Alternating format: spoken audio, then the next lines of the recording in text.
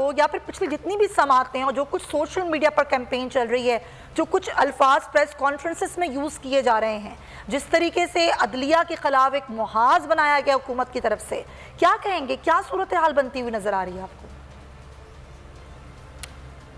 بہت شکریہ سمیہ۔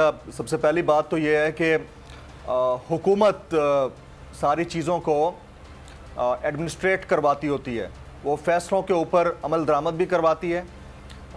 پارلیمان کا کام لیجسلیٹ کرنا ہے، عدالتوں کا کام فیصلے دے دینا ہے، حکومت کا کام ایڈمنسٹریٹ کروانا ہے۔ لیکن یہ حکومت جس وقت ابھی کیس انڈر ہیئرنگ ہوتا ہے، اس وقت ہی وہ پہلے سے ریمارکس دینا شروع کر دیتی ہے۔ میں حکومت کی بات کر رہا ہوں، وزراء کی۔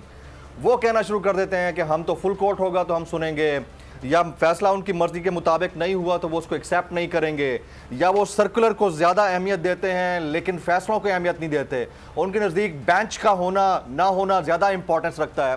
لیکن جس ملک کے اندر آئین ہے جو کہ بالادست ہونا چاہیے، تو اس ملک کا آئین ڈیفائن کرتا ہے کہ کیسے اس ملک کے معاملات کو چلایا جانا چاہیے۔ لیجسلیٹرز کا کام لیجسلیٹ کرنا ہے، لیکن اس کا ٹائمنگ بڑا امپورٹنٹ ہوتا ہے۔ یہ نہیں ہے کہ نظریہ ضرورت کے تحت آپ کی مرضی کی اگر چیز آ رہی ہے تو آپ اس کو ٹرن اینڈ ٹویسٹ کر لیں گے، آپ اپنی مرضی کے مطابق رولز آف بزنس اور گیم کو تبدیل کر دیں گے اور جیسے چاہیں گے اس کو آگے بڑھا دیں گے۔ اب 2-3 remarks chief justice of Pakistan کے بڑے امپورٹنٹ ہیں۔ آج کی اس ہیئرنگ میں ابھی 1 گھنٹے کا وقفہ آیا، انہوں نے کہا کہ عدالتی کارروائی پبلک ہوتی ہے لیکن مشاورت نہیں۔ اختلافی نوٹ میں کہاں لکھا گیا کہ ججز نے خود کو بینچ سے الگ کیا؟ بہتر ہوتا اگر کہا جاتا کہ 4 ججز کو بینچ سے نکالا گیا۔ یہ بہت بڑی بات ہے۔ اس کے بعد انہوں نے کہا کہ ایک سرکولر کے ذریعے کسی بھی عدالتی فیصلے یا حکم نامے کو ختم نہیں کیا جا سکتا۔ تو اس کا مطلب یہ ہے کہ سپریم کورٹ آف پاکستان یا chief justice of Pakistan he is very much clear کہ ان کو فیصلہ کیا دینا ہے۔ اور اختلافات جو ہوتے ہیں نا انتخابات کرانے کے معاملے کے اوپر، انہوں نے 80 کی دہائی کا ریفرنس دیا کہ انتخابات اگر کبھی تبدیل ہوئے ہیں یا وقت پر نہیں ہوئے اور آگے بڑھانے کی بات کی گئی تو وہ سپریم کورٹ کی جورسڈکشن تھی، اس میں پارلیمان کا رول نہیں تھا۔ پارلیمان 90 دن کے اندر انتخابات کرانے کی مجاز ہے۔ اب دیکھیے 100 موٹے نوٹس کی بات ہوتی ہے، 2000 یعنی سن 2000 سے لے کر 2013 تک 79 موٹو نوٹسز ہوئے ہیں۔ اب تک 100 کے قریب 100 موٹو نوٹسز ہو چکے ہیں۔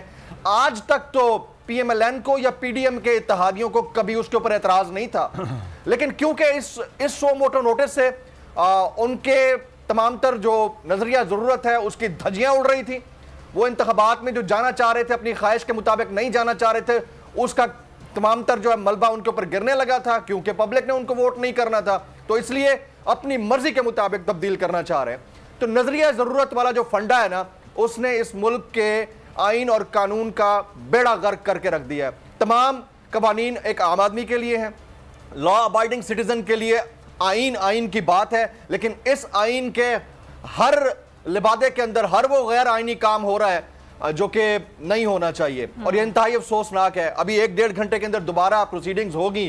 وی آر شیور کہ چیف جسٹس آف پاکستان جو فیصلہ دیں گے وہ پوری قوم کے لیے اور تمام پولیٹیکل پارٹیز کے لیے ایک مشعل راہ ہوگا۔ لیکن having said this all, question arises here کہ کیا یہ گورنمنٹ کوئی بھی فیصلہ آئے گا اس کو ایکسیپٹ کرے گی چاہ کے وہ ان کے حق میں آئے؟ مجھے لگتا ہے وہ بھی نہیں ایکسیپٹ کرے گی، کیونکہ گورنمنٹ بضد ہے کہ ان کو فل کورٹ چاہیے یا ان کی مرضی کا بینچ چاہیے۔ تو مرضی کے مطابق تو فیصلے نہیں ہوا کرتے، اور یہ ڈیسائیڈ کون کر رہا ہے؟ وہ شخص کر رہا ہے جو اس ملک سے 50 روپے کے اسٹامپ پیپر کے اوپر اس بھائی کی ضمانت کے اوپر ملک سے باہر یا لندن کے اندر بیٹھا ہوا ہے، جو اس وقت وزیر اعظم ہے، اور ان کے ایگزیکٹو پاورز کے انڈر پارلیمان جو فیصلے کر رہا ہے وہ ہم سب دیکھ رہے ہیں۔ تو this is highly unfortunate Sumaiya. Exactly, بس یہی ہمارے ملک کا المیہ ہے۔ اور مدثر، ہم بھی دیکھتے ہیں کہ عوام اس وقت کس مصیبت میں ہے، کس مشکل میں ہے۔ اسامہ نے بڑی اچھی بات کی ابھی تھوڑی دیر پہلے کہ ایک تو آپ نے عوام سے جینے کا حق چھین لیا، اب آپ اس سے ووٹ کا حق بھی چھیننا چاہتے ہیں، یعنی کیا وہ اپنی مرضی سے ووٹ بھی نہیں دے سکتے؟ یہ معزز پارلیمان جہاں پر معزز اراکین بیٹھے ہوتے ہیں، ووٹ سے بیٹھے ہوتے ہیں ہمارے، تو وہ حق بھی اب ہم سے چھین لیا جائے؟ مدثر، بالکل یہ معاملہ بڑا اہم ہے، لیکن جو کچھ سماعت کے دوران کچھ چیزیں سامنے آ رہی ہیں، نیلم بتا رہی ہیں کہ ابھی تو وقفہ ہے، لیکن وقفے سے پہلے جب سیکرٹری خزانہ بھی پیش ہوئے، لیکن سیکرٹری دفاع آخر میں جب پیش ہوئے ہیں، اس کے بعد جب بریک لی گئی ہے، تو فورسز کے حوالے سے، سیکیورٹی کے حوالے سے جو چیزیں سامنے آئی ہیں نیلم، اس کے بارے میں آگاہ کیجیے گا۔